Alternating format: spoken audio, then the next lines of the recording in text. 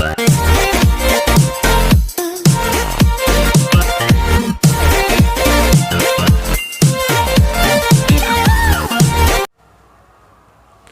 Friends, हम अपनी class को आगे बढ़ाते हैं। हम बात करने वाले थे ABCD ऑफ अकाउंटिंग की। उस ABCD ऑफ अकाउंटिंग में हम अपनी अकाउंटिंग को शुरू कर रहे हैं। ABCD ऑफ अकाउंटिंग को समझने के लिए, बेसिक चीज़ों को दिमाग में बैठाने के लिए आप अपने आप को अज्यूम करिए कि आप एक छोटे बच्चे हैं और छोटे बच्चे जैसे क्लास नर्सरी में थे, PP1 में थे, KG1 में थे, ये किस तरह से वन ऑन वन करके अपनी चीज़ों को सीखना शुरू किए थे। एक एक लेटर को पहचानना, उन लेटर से एक एक वर्ड को पहचानना, उस वर्ड को पहचान करके उनसे सेंटेंस फ्रेम करना। अपने आप को बिल्कुल उस लेवल पर लेकर के आइएगा और फिर अपनी अकाउंटिंग की पढ़ाई को शुरू कीजिएगा। Just imagine you are a very small kid and you have just started learning the letters, words and meaning sentences of those words। तो चलिए दोस्तों, हम चालू करते हैं ABCD ऑफ अकाउंटिंग में। A फॉर हम आज तक सुनते आ रहे थे एप्पल, लेकिन हम आज से, क्योंकि कॉमर्स की हम बात कर रहे हैं, तो हम आज से सुनेंगे A फॉर असेट्स। क्या होता है A फॉर असेट्स। तो चलिए हम बात करते हैं A स्टैंड्स फॉर असेट्स। अब सबसे पहला सवाल आता है कि what is the meaning of asset. Asset का मतलब क्या होता है? एसेट का मतलब होता है संपत्ति, यानी प्रॉपर्टी। हर वो चीज जो बिजनेस की प्रॉपर्टी है, जो बिजनेस के पास है, जिससे बिजनेस को फ्यूचर में काम करने का अधिकार मिल रहा है, फ्यूचर में काम करने का राइट मिल रहा है, हर उस चीज को कहा जाता है asset. Those item which gives future benefit to the organization are the assets। इससे भी लेमन लैंग्वेज में अगर मैं बात करूं तो इसे कहते हैं assets are the properties owned by the business। ऐसी प्रॉपर्टीज जिसे बिजनेस ओ करता है, जिसका मालिक बिजनेस है। मेरा पहला सवाल यहां पर मैं बार बार बिजनेस क्यों जोड़ रहा हूं? क्योंकि हमें फॉलो करना है बिजनेस एंटिटी कंसेप्ट, और बिजनेस एंटिटी कंसेप्ट कहता है business and businessman are separate. Accounting किसकी की जाती है? बिजनेस की अकाउंटिंग की जाती है। इसीलिए असेट्स को समझते समय हम बिल्कुल फोकस्ड हैं बिजनेस एंटिटी कंसेप्ट के ऊपर, और उस बिजनेस एंटिटी कंसेप्ट से हम समझ रहे हैं हमारे असेट्स को। What are the assets? Assets are the property of business. ये होती है बिजनेस की संपत्ति जो कि फ्यूचर में यूज की जा सकती है। अब असेट्स को बेसिक तौर पर समझने के साथ हम इनके एग्जाम्पल्स की भी बात करते हैं। क्या क्या है एग्जाम्पल्स में? आएंगे land, building, plant, machinery, cash, bank balance. उसी तरीके से हमारे फर्नीचर, फिक्सचर एक्सेट्रा, और भी बहुत सारी चीजें हैं। व्हीकल्स आएंगी, डेटर्स आएंगे, और भी बहुत सारी चीजें आएंगी, जो सारी चीजें हमारे असेट्स के अंदर ही आएंगी। असेट्स का बेसिक मतलब होता है वो प्रॉपर्टीज जो कि बिजनेस ओ करता है, वो प्रॉपर्टीज जो कि बिजनेस की है, बिजनेस उसे यूज करके फ्यूचर में इकोनॉमिक बेनिफिट लेने वाला है। इकोनॉमिक बेनिफिट का मतलब मॉनेटरी बेनिफिट, मनी के सेंस में बेनिफिट लेने वाला है। वापस यहां हमने यूज किया मनी मेजरमेंट कंसेप्ट। जिन चीजों को हम मनी में मेजर करेंगे उन चीजों को हम बोलेंगे मनी मेजरमेंट कंसेप्ट के तहत। अब ये असेट्स की बात करने के साथ साथ में हम असेट्स के कुछ अलग अलग क्लासिफिकेशंस को समझते हैं, जो अलग अलग असेट्स के टाइप्स कह सकते हैं उनको समझते हैं। बहुत सारे डिफरेंट टाइप्स के असेट्स होते हैं, उन डिफरेंट टाइप्स के असेट्स को समझते हैं। पॉज कर, पॉज। असेट्स को हम आगे डिस्कस करना शुरू करते हैं। अभी हमने बात की assets are the properties of business, and now we are coming to the different types of assets. उसका क्लासिफिकेशन कर रहे हैं। सबसे पहले हम असेट्स को क्लासिफाई करते हैं दो हिस्सों में, पहला टेंजिबल असेट और दूसरा intangible asset. Now what is the meaning of tangible asset and what is the meaning of intangible asset? Tangible asset का मतलब होता है ऐसे असेट्स जिनको हम छू सकते हैं, जिनको हम टच कर सकते हैं, जिनको हम देख सकते हैं, उन्हें हम कहते हैं टेंजिबल एसेट। ठीक है, जिन एसेट्स को हम टच एंड सी, जिन चीजों को, जिन असेट्स को हम टच कर सकते हैं, देख सकते हैं, छू सकते हैं, इन सभी चीजों को हम कहेंगे टेंजिबल असेट्स। लेकिन देयर आर सर्टेन असेट्स जिनकी मनी वैल्यू तो है, यहां पर मनी वैल्यू तो हम लेकर के चल ही रहे हैं, जिनकी मनी वैल्यू तो है लेकिन उनको हम छू नहीं सकते हैं, उनको हम देख नहीं सकते हैं। ऐसे असेट्स को कहा जाता है intangible assets. Tangible assets are those assets which can be touch, can be seen, but intangible assets are those which cannot be touched or seen but have money value. Cannot touch and see, इनको हम touch नहीं कर सकते हैं, इनको हम देख नहीं सकते हैं, लेकिन इनकी मनी वैल्यू होती है।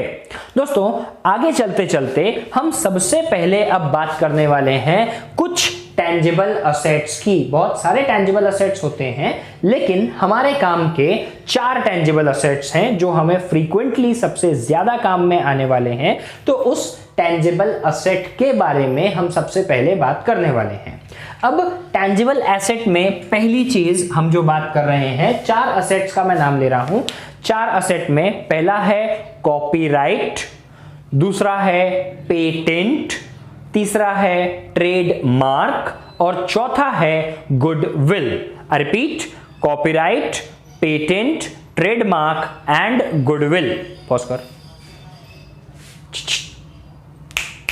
पॉज कर। हाँ, तो हम वन बाय वन इन चीजों को डिस्कस करते हैं। पहला कॉपीराइट। कॉपीराइट का मतलब क्या होता है आपके हिसाब से? कॉपीराइट का मतलब होता है हमें किसी दूसरी चीज को, अगर हमने कुछ रिटर्न डॉक्यूमेंट लिखा है, किसी भी तरह का रिटर्न डॉक्यूमेंट, वो चाहे एक नॉवेल हो, एक बुक हो, या कोई आर्टिकल हो, या किसी भी तरीके का ड्राइंग, स्कल्पचर वगैरह भी क्यों ना हो, उन सभी चीजों को हम अगर लिख रहे हैं किसी जगह में और हम चाहते हैं कि हमको इनकी एक वैल्यू हमारे लिए जनरेट हो जाए, यानी इसको हमारी परमिशन के बिना कोई और इस्तेमाल नहीं कर सके, कोई और यूज नहीं कर सके, तो इन तीनों चीजों को, पेटेंट, ट्रेडमार्क एंड कॉपीराइट, इन तीनों चीजों को हमें गवर्नमेंट के पास रजिस्टर करवाना होता है। ये कहलाते हैं इंटेलेक्चुअल प्रॉपर्टी राइट। इसे शॉर्ट में कहा जाता है IPR, intellectual property right. Intellectual का मतलब है ब्रेन से। इंटेलेक्चुअल प्रॉपर्टी राइट के लिए हमारे कंट्री में और सब जगह इंटेलेक्चुअल प्रॉपर्टी राइट होता है, वहां पर हमें इन सभी चीजों को रजिस्टर करना, यानी एक एक्ट में गवर्नमेंट ऑफ इंडिया के तहत या जिस भी कंट्री में हम इसे रजिस्टर कर रहे हैं उस कंट्री के तहत हम इसे रजिस्टर करते हैं। रजिस्ट्रेशन करते समय हम लोग कुछ फीस का भी पेमेंट करते हैं और फिर इस राइट को हम अपने पास लेते हैं। I repeat, what is copyright? Copyright is a right which restricts other persons to claim your document to be their document। जो भी पब्लिक डॉक्यूमेंट है, फॉर एग्जाम्पल मैंने एक किताब लिखी, उस किताब को मैंने अपनी स्टूडेंट्स को दिया। जब मैंने अपने स्टूडेंट्स को दिया तो उन स्टूडेंट्स ने उस किताब को बेचकर प्रॉफिट कमाना शुरू कर दिया। उस बुक की फोटोकॉपी करके उन लोगों ने प्रॉफिट कमाना शुरू कर दिया। तो that is violation of my workings. लेकिन अगर मैंने इसका कॉपीराइट क्लेम नहीं किया है तो मैं इसके ऊपर कोई एक्शन नहीं ले सकता हूं। लेकिन अगर मैंने इसका कॉपीराइट लिया है, यानी इंटेलेक्चुअल प्रॉपर्टी राइट एक्ट के तहत मैंने उसको रजिस्टर किया है और रजिस्ट्रेशन करते समय मैंने गवर्नमेंट को कुछ फीस पेमेंट की है, तो मैं आपके खिलाफ या जो भी स्टूडेंट मेरी बुक दूसरे तरह से यूज कर रहे हैं, उससे प्रॉफिट अर्न कर रहे हैं, उनके खिलाफ लीगल सूट फाइल कर सकता हूं, लीगल केस कर सकता हूं और केस करके मैं अपनी राइट को आपसे क्लेम कर सकता हूं। आपके ऊपर एक बड़ी पेनल्टी इंप्लाई होगी जो आपने मुझे हार्म पहुंचाने के लिए सेल वेल करके जो भी अपना प्रॉफिट कमाया उन सभी चीजों के साथ में। सो कॉपीराइट के लिए एक और चीज का ध्यान हमें रखना चाहिए।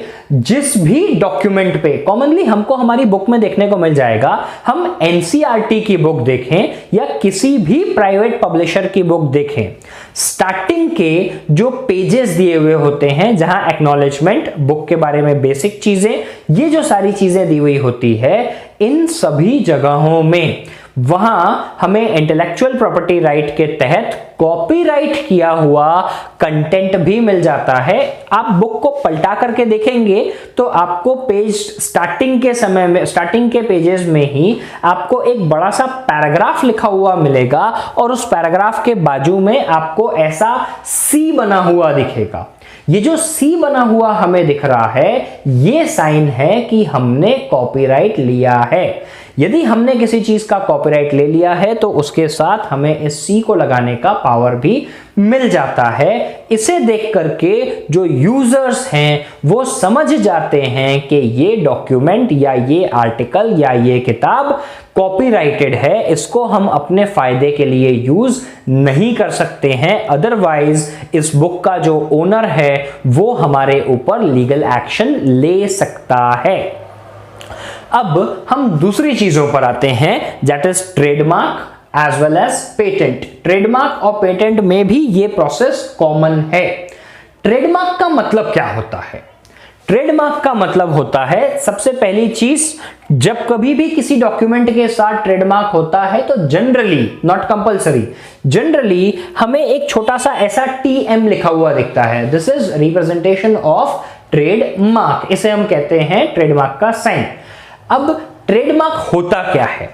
किसी भी बिजनेस ऑर्गेनाइजेशन को, आई रिपीट, किसी भी बिजनेस ऑर्गेनाइजेशन को ट्रेडिंग करते समय जिन चीजों का वो यूज करते हैं बहुत ही कॉमन तरीके से, for example dairy milk chocolates. Dairy milk chocolates आपने जब कभी भी खाई होगी तो आपने एक चीज उसमें गौर की होगी, उनकी पैकिंग मटेरियल। वो जिस तरह की पैकिंग मटेरियल का यूज करते हैं उस तरह की पैकिंग मटेरियल का यूज कोई और दूसरा ब्रांड नहीं करता है। उनका कलर कॉम्बिनेशन, जिस तरह के कलर कॉम्बिनेशंस का यूज डेयरी मिल्क करता है उस तरह के कलर कॉम्बिनेशन का यूज कोई भी नहीं करता है। कोई डुप्लीकेट ब्रांड अगर उस तरीके का कलर कॉम्बिनेशन लेता है तो हमको आसानी से वो समझ में आ जाता है कि ये ओरिजिनल डॉक्यूमेंट नहीं है, ये डुप्लीकेट डॉक्यूमेंट है। हमें उस चीज को बहुत अच्छे से पहचानने में, हमारी उस चीज की पहचान बहुत अच्छे से हो जाती है। यानी ट्रेडमार्क में हम किन किन चीजों को ले सकते हैं? ट्रेडमार्क में हम हमारे बिजनेस के लोगो, डिजाइन, कलर कॉम्बिनेशन या किसी भी तरीके का पैकिंग मटेरियल एक्सेट्रा जो कि हमारे बिजनेस के लिए एक एक्सक्लूसिव राइट बन जाता है, हमारे बिजनेस की एक्सक्लूसिव पहचान बन जाता है। किसी भी बिजनेस का आप एग्जांपल ले सकते हैं। एप्पल का लोगो आपने देखा है, एप्पल का कटा हुआ लोगो रहता है, एप्पल का एक बाइट किया हुआ लोगो वहां पर दिखाता है। उस लोगो को, ओरिजिनल लोगो को देख करके हम बहुत आसानी से आइडेंटिफाई कर लेते हैं कि ये ओरिजिनल प्रोडक्ट है एप्पल का या डुप्लीकेट है। जियो का साइन हम देख करके बड़ी आसानी से समझ जाते हैं ये ओरिजिनल है या डुप्लीकेट है। अमूल का वो गुड़िया बनी हुई है, डिजाइन बहुत क्लियर है। नेस्ले का वो बर्ड बना हुआ है, नेस्ट वाला रेड कलर का जो बर्ड होता है वो हमको बहुत आसानी से समझ में आ जाता है। तो ये सारे एग्जांपल्स हैं हमारे ट्रेडमार्क को समझने के लिए। लास्ट टाइम ट्रेडमार्क क्या होती है? ट्रेडमार्क हमारी किसी भी तरह की लोगो, डिजाइन या कलर कॉम्बिनेशन या किसी भी तरह का पैकिंग मटेरियल एक्सेट्रा जो बिजनेस को एक एक्सक्लूसिव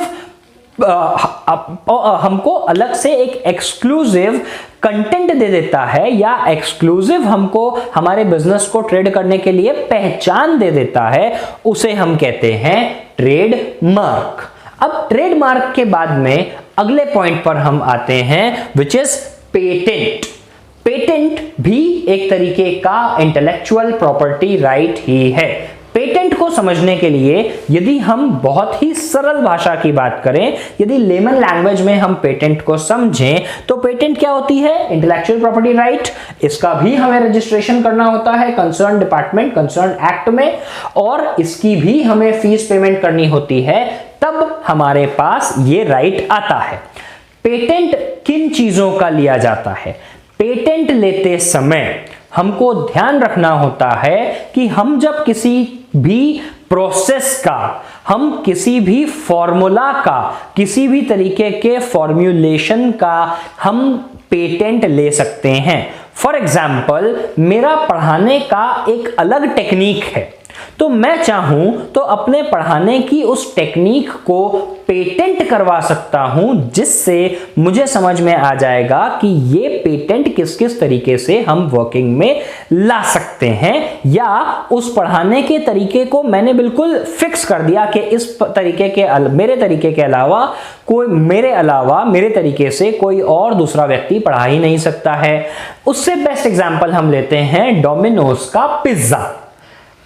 डोमिनोज का पिज्जा या पिज्जा हट का पिज्जा या यूएस पिज्जा, इन सभी पिज्जास के अंदर में, इन सभी जगहों में, मैकडॉनल्ड्स में, इनके जो प्रोडक्ट का जो टेस्ट होता है, वो प्रोडक्ट का टेस्ट आप उस लेवल की किसी भी दुकान में चले जाएं, होटल में चले जाएं या किसी भी और ब्रांड में आप चले जाएं, जो टेस्ट डोमिनोज देता है वो टेस्ट पिज्जा हट या उसके जैसी दूसरी कंपनीज दे ही नहीं सकती है। जो टेस्ट गोली वड़ा पाव का है वो दूसरा कोई भी वाओ या बॉम्बे वड़ा पाव या XYZ वड़ा पाव वो दे ही नहीं सकता है। ये सारी जो खासियत होती है इनकी, क्या होती है? इन्होंने अपने प्रोडक्ट के लिए कुछ कॉम्बिनेशन इस तरीके से बनाया, उस कॉम्बिनेशन को इन्होंने एक सिस्टमेटिक वे में अरेंज किया, कितना कौन सा इंग्रेडिएंट्स लेना है उसका इन्होंने एक परफेक्ट रेशियो बनाया, उस परफेक्ट रेशियो को इन्होंने इंटेलेक्चुअल प्रॉपर्टी राइट के तौर पर रजिस्टर करवाया फीस का पेमेंट करके, और ये राइट उनके पास ही आ गया। अब बिना उनकी परमिशन के कोई भी इस इंटेलेक्चुअल प्रॉपर्टी राइट, इन तीनों में से किसी भी चीज को कोई भी आपकी परमिशन के बिना यूज नहीं कर सकता है, और इसकी वजह से आपको इकोनॉमिक बेनिफिट बहुत ज्यादा मिलते चले जाते हैं। इसीलिए हम इन तीनों चीजों को इंटेलेक्चुअल प्रॉपर्टी राइट कहते हैं, और इसीलिए ये हमारे बिजनेस पॉइंट ऑफ व्यू से एसेट का काम करते हैं। अब आखिरी चीज पर आते हैं इस इंटेंजिबल एसेट की कैटेगरी में, वो है गुडविल। गुडविल आम भाषा में हम कहें पहली चीज, सबसे पहली चीज गुडविल को समझते समय, गुडविल को समझने के लिए एकदम क्लियर रहिएगा कि गुडविल और विल ये दोनों अलग अलग चीजें होती है, इन दोनों का आपस में कोई भी संबंध नहीं है। विल का मतलब होता है आपकी जो प्रॉपर्टी है उसका डिस्ट्रीब्यूशन किस तरीके से हो रहा है, वो अलग चीज है। यहां हम बात कर रहे हैं गुडविल की, यानी हमारी रेपुटेशन की। बिजनेस की रेपुटेशन कैसे आती है? बिजनेस की रेपुटेशन आती है बिजनेस के काम करने के तरीके से, बिजनेस के परफॉर्मेंस से, बिजनेस में जो आपके एम्प्लॉयज हैं उनके साथ आपका बिहेवियर कैसा है उससे, या बाकी की जो दूसरी चीजें होती है उन सभी से आती है आपके बिजनेस की गुडविल। आपकी बिजनेस की लोकेशन कहां पर है, आपके कस्टमर्स के साथ संबंध किस तरीके के हैं, आप उनके साथ में बिजनेस की चीजों को किस तरह से डील करते हैं। क्या आप एक बहुत खड़ूस दुकानदार हैं, क्या आप एक बहुत हंसमुख दुकानदार हैं जो अपने कस्टमर के लिए अच्छी से अच्छी सर्विस, अच्छी से अच्छी क्वालिटी अवेलेबल करवाते हैं? यदि आप ऐसे में से हैं तो आपको डेफिनेटली आपकी गुडविल तो बहुत होगी, मार्केट में रेपुटेशन बहुत अच्छी होगी आपकी। लेकिन एक परेशानी यहां पर दिमाग में तुरंत आनी चाहिए कि ये जो गुडविल है, मेरे बिजनेस की रेपुटेशन की मैं बात करूं या मेरे बिजनेस में इन सभी चीजों की मैं किसी भी तौर पर बात करूं, इसको मैं पैसे में कैसे कैलकुलेट करूं? जैसे ही मेरे दिमाग में ये बात आती है कि इसको मैं पैसे में कैलकुलेट कैसे करूं, यानी मेरे दिमाग में आ रहा है money measurement concept. Because money measurement concept कहता है कि जिस चीज को आप पैसे में रिकॉर्ड कर सकते हो केवल उन्हीं चीजों को आप अकाउंट्स में लिख सकते हो। अगर मैं इस चीज को मनी में मेजर नहीं कर सकता हूं तो अकाउंट्स में लिखने का भी राइट नहीं है। इसीलिए हमें एक बात बहुत अच्छे से समझनी चाहिए कि ये जो गुडविल है, ये गुडविल हम पैसे में मेजर कर सकते हैं। प्लीज नोट करिएगा, goodwill can be measured in terms of money by the procedure given in the accounting policies.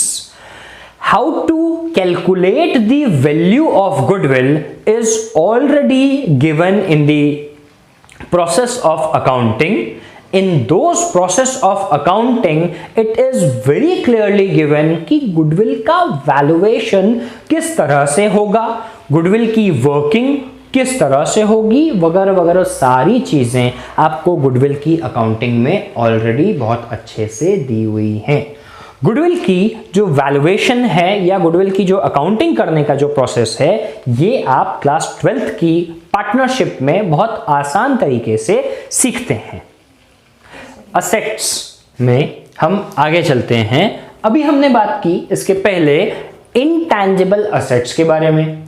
Intangible assets के बाद अब हम चलते हैं टैंजिबल असेट्स के पास। टैंजिबल असेट्स में हमने बात की कि जिन असेट्स को हम छू सकते हैं, देख सकते हैं, उन्हें हम कहते हैं टैंजिबल असेट्स। एग्जांपल्स अगर हम टैंजिबल असेट्स का लें तो यहां आ जाएगा land, building, plant, machinery, cash, bank, sorry bank यहां नहीं आएगा, कैश एक्सेट्रा। इस तरह की जो भी चीजें होंगी वो सारी चीजें टैंजिबल असेट्स की कैटेगरी में आ जाएंगी। अब टैंजिबल असेट्स को छू सकने, देख सकने, इनके साथ हमें एक और चीज करनी है कि कैपिटल, हमारा जो टैंजिबल असेट है वो जब बनता रहता है, यानी उसका जब कंस्ट्रक्शन चलता रहता है, तो हम उसे कहते हैं कैपिटल वर्क इन प्रोग्रेस। हम उसे कहते हैं कैपिटल वर्क इन प्रोग्रेस। जब एक टैंजिबल असेट्स का कंस्ट्रक्शन चलता रहता है और वो कंप्लीट नहीं होता है, उस वक्त उसे कहा जाता है capital work in progress. Assets के साथ ही हम आगे बढ़ते हैं।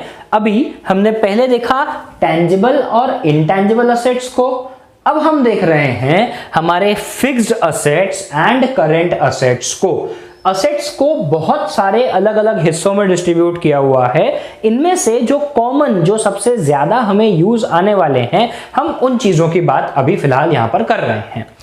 फिक्स्ड असेट्स का मतलब होता है ऐसे असेट्स जो कि हमें लॉन्ग टर्म बेनिफिट देने वाले हैं। फिक्स्ड यहां हम बात कर रहे हैं हमारे बिजनेस के पॉइंट ऑफ व्यू से।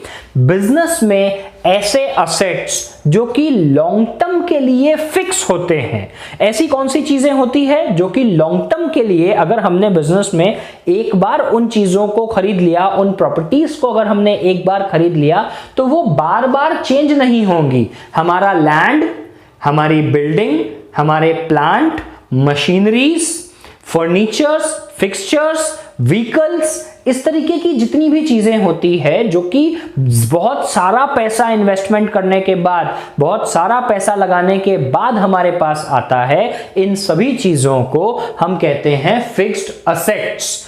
तो फिक्स्ड असेट्स का कॉमन पॉइंट क्या हुआ? ये लॉन्ग टर्म यूज के लिए होता है। Fixed assets long term use के लिए होता है। और दूसरी बहुत खास चीज, फिक्स्ड असेट्स लेते समय आप जब एक बिल्डिंग खरीदते हैं अपने बिजनेस के लिए, 50 लाख रुपए, 1 करोड़ रुपए, 10 करोड़ रुपए लगाकर उस बिल्डिंग को खरीदने के समय आपका कभी भी ये इंटरेस्ट नहीं होता है कि मैं इस बिल्डिंग को 1-2 साल के बाद में बेच करके और ज्यादा पैसा कमा लूंगा। आपका इंटरेस्ट वहां पर होता है कि आप अपने बिल्डिंग में अपने बिजनेस को बहुत अच्छे से चलाएंगे, आपकी बिजनेस की चीजें स्मूथ वे में चलेंगी। सो दूसरा पॉइंट है नॉट फॉर रीसेल पर्पस। हमारा इसको दोबारा बेचकर पैसा कमाने का कभी भी मन नहीं होता है। तीसरा पॉइंट है increase the productivity of business. Business की प्रोडक्टिविटी को बढ़ाना, बिजनेस के लिए अच्छा काम करना, लॉन्ग टर्म में जिसका ज्यादा बेनिफिट हमें मिले ऐसा काम करना, ये सारी चीजें होती है हमारे फिक्स्ड असेट्स में। फिक्स्ड असेट्स की common examples land, building, plant, machinery, furnitures, fixtures, vehicles, इन सभी चीजों को आप इनके एग्जाम्पल के तौर पर ले सकते हैं। फिक्स्ड असेट्स के बाद हम बात करते हैं हमारे करेंट असेट्स की। फिक्स्ड असेट्स हमने समझा लॉन्ग टर्म के लिए है, लेकिन हमारे करेंट असेट्स लॉन्ग टर्म के लिए नहीं होते हैं। हमारे करेंट असेट्स होते हैं शॉर्ट टर्म यूज के लिए। शॉर्ट टर्म यूज से यहां मतलब है 1 ईयर, 1 साल में जिन चीजों की वैल्यू, आई रिपीट, 1 साल में जिन चीजों की वैल्यू चेंज हो जाती है, it is expected that the value of these assets will change within a period of 12 months. It is expected that the value will change within a period of 1 year, that is 12 months, are known as current assets. Current assets short term के लिए होते हैं। Current assets resale purpose से होते हैं। Current assets जल्दी पैसा इकट्ठा करने के लिए हमारे पास होते हैं। इन सभी चीजों को कहा जाता है करंट असेट्स। एग्जाम्पल्स, अगर हम करंट असेट्स की बात करें तो यहां हो सकते हैं हमारे गुड्स या हमारा स्टॉक, हमारे पास हो सकता है कैश या बैंक बैलेंस। भाई ऐसा कोई होगा क्या जो ये चाहेगा कि मेरे बिजनेस में जितना कैश है उतना ही रहे, कभी बढ़े नहीं। हम तो हमेशा ये चाहेंगे कि मेरा कैश बैलेंस हमेशा बढ़ता चला जाए, मेरा बैंक बैलेंस हमेशा बढ़ता चला जाए। कैश और बैंक के लिए एक एग्जांपल लेते हैं। आपने अपने बैंक अकाउंट में कुछ पैसे जमा किए, फॉर एग्जांपल 1 लाख रुपीस आपने अपने बैंक अकाउंट में, बिजनेस के बैंक अकाउंट में जमा कर दिए। यदि आप कुछ भी नहीं करेंगे, साल भर वो 1 लाख रुपए आपके बैंक अकाउंट में एज इट इज रखा हुआ है, तो बैंक आपको इंटरेस्ट पे कर सकता है। यदि आपने बैंक से कुछ सर्विसेज ली होंगी, जैसे एटीएम, चेकबुक, एनुअल फीस वगैरह रहती है बैंक की, उस तरीके की एसएमएस सर्विसेज हैं और भी बहुत सारी सर्विसेज हैं बैंक जिनके लिए हमसे पैसे चार्ज करता है। तो ऐसी सर्विसेज का आप यूज करें या ना करें, जो कि कंपलसरी सर्विसेज है, बैंक आपसे उन चीजों का पैसा चार्ज करेगा। बैंक में एक लिमिट होती है जिसे कहते हैं मिनिमम बैलेंस। अगर आप उस मिनिमम बैलेंस से नीचे पैसा रखते हैं, बैंक आपके ऊपर पेनल्टी लगाता है, आपके रखे हुए पैसों को और काट लेता है, आपका बैंक बैलेंस और भी रिड्यूस हो जाता है। तो ये जो सारी चीजें होती है ये कहलाती है हमारे करंट असेट्स में। दो असेट्स के बारे में हमने बात की, पहला अभी हमने बात किया फिक्स्ड असेट्स, दूसरा हमने बात किया करंट असेट्स। फिक्स्ड असेट्स का मतलब लॉन्ग टर्म, करंट असेट्स का मतलब शॉर्ट टर्म। फिक्स्ड असेट्स का मतलब not for the purpose of resale और यहां पर for the purpose of resale. Best example is stock. यहां पर हमारे इंक्रीज दी प्रोडक्टिविटी, यहां ये इंक्रीज करते हैं day to day business activity को स्मूथ करने का काम करते हैं हमारे करंट असेट्स। भाई मेरे पास में जितना कैश इन हैंड होगा, वो कैश इन हैंड मुझे उतनी ही तो स्मूथ तरीके से काम करने में हेल्प करेगा ना। इसीलिए cash, bank, stock, debtors etcetera, इन सभी चीजों को हम कहते हैं शॉर्ट टर्म में यूज आने वाले assets are the current assets. Assets की कड़ी में आगे बढ़ते हैं और एक नए टाइप के एसेट के बारे में बात करते हैं। हमने अक्सर एक बात सुनी हुई है कि हम पैसों को इन्वेस्ट करते हैं। जब हम पैसों को इन्वेस्ट करते हैं तो इन्वेस्ट करने के साथ दो ऑप्शंस यहां पर हमारे क्लियर खुल जाते हैं। फिर से याद दिला दूं, हर चीज हम सीख रहे हैं बिजनेस के पॉइंट ऑफ व्यू से, एज पर दी बिजनेस एंटिटी कंसेप्ट। तो बिजनेस एंटिटी कंसेप्ट के तौर पर हम कभी भी इन्वेस्टमेंट करते हैं तो दो तरह से करते हैं, या तो हम अपने खुद के बिजनेस में इन्वेस्टमेंट करते हैं या फिर हम इन्वेस्टमेंट करते हैं किसी और के बिजनेस में। अगर हम अपने अकाउंटिंग कंसेप्ट्स के तौर पर समझें तो हमारा इन्वेस्टमेंट अगर हमने खुद के बिजनेस में किया है तो उसे हम इन्वेस्टमेंट नहीं कहते हैं। फिर से, अगर हमने इन्वेस्टमेंट अपने खुद के बिजनेस में किया है तो उसे इन्वेस्टमेंट नहीं कहा जाता है। लेकिन अगर हमने किसी और के बिजनेस में इन्वेस्टमेंट किया है, अगर हमने किसी और के बिजनेस में पैसा लगाया है तो उसे हम इन्वेस्टमेंट कह सकते हैं। हमने यदि किसी और के बिजनेस में पैसा लगाया है तो हम उसे इन्वेस्टमेंट कह सकते हैं, ये इन्वेस्टमेंट एसेट होगा। अब एक बात को बहुत अच्छे से समझिएगा, हम यहां पर जब इन्वेस्टमेंट कर रहे हैं तो इस इन्वेस्टमेंट के साथ एक बात और आती है कि हम यहां इन्वेस्टमेंट तो कर रहे हैं, लेकिन इन्वेस्टमेंट करने के साथ मेरा क्लियर इंटेंशन है प्रॉफिट अर्न करना। तो एक टैगलाइन को याद करिएगा, what is investment? Investment means investment of some money into some other business with a view to earn profit। मैंने किसी को पैसे दिए, मेरा इंटेंशन था कि वापसी में मुझे यहां से ज्यादा पैसे मिले। That is what termed as an investment। Money invested with a view to earn more profit। जब मैं ज्यादा प्रॉफिट कमाने के लिए अपने पैसे लगा रहा हूं तो वहां जो हो रहा है उसे कहा जाएगा इन्वेस्टमेंट, किसी दूसरे के बिजनेस में, खुद के बिजनेस में नहीं। एग्जाम्पल हो सकता है purchase of share, debentures, bonds etcetera. Securities कहते हैं हमने किसी दूसरी कंपनी के शेयर खरीद लिए, डिबेंचर्स खरीद लिए, गवर्नमेंट के बॉन्ड्स खरीद लिए, गोल्ड बॉन्ड्स खरीद लिए, सिल्वर बॉन्ड्स खरीद लिए, अलग अलग बॉन्ड्स मार्केट में अवेलेबल होते हैं, हमने उनको खरीद लिया, या हमने किसी और को पैसे कुछ समय के लिए लोन पर दे दिया, हमने कोई ऐसी प्रॉपर्टी खरीद ली जिससे हमें उम्मीद है कि हमारा पैसा बढ़ेगा, उसे हम कहेंगे इन्वेस्टमेंट। लेकिन अगर हमने उस पैसे को अपने ही बिजनेस में लगाया है, so that is not investment, इसे हम इन्वेस्टमेंट कभी भी नहीं कहेंगे। तो आखिर इसे कहेंगे क्या? इसे हम कहते हैं कैपिटल। अब ये कैपिटल क्या होता है हम शांति से, सुकून से, अलग से समझेंगे। कैपिटल के अलावा हम इन्वेस्टमेंट के भी बाद में कुछ दूसरे असेट्स के बारे में भी बात करते हैं।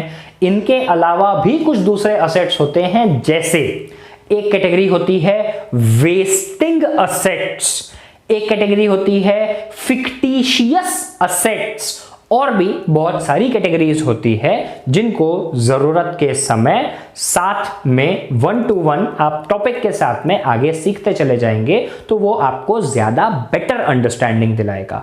आई होप ये पूरा असेट्स का बड़ा सा मायाजाल आपको बहुत अच्छे से समझ में आया होगा। किसी भी पॉइंट पर कुछ भी चीजों को लेकर परेशानी हो, इन सभी चीजों को, इन सभी परेशानियों को कमेंट बॉक्स में लिखिए, उन परेशानियों को दूर करते चलेंगे। एंड चैनल को like, subscribe, comment and share with your friends. Thank you.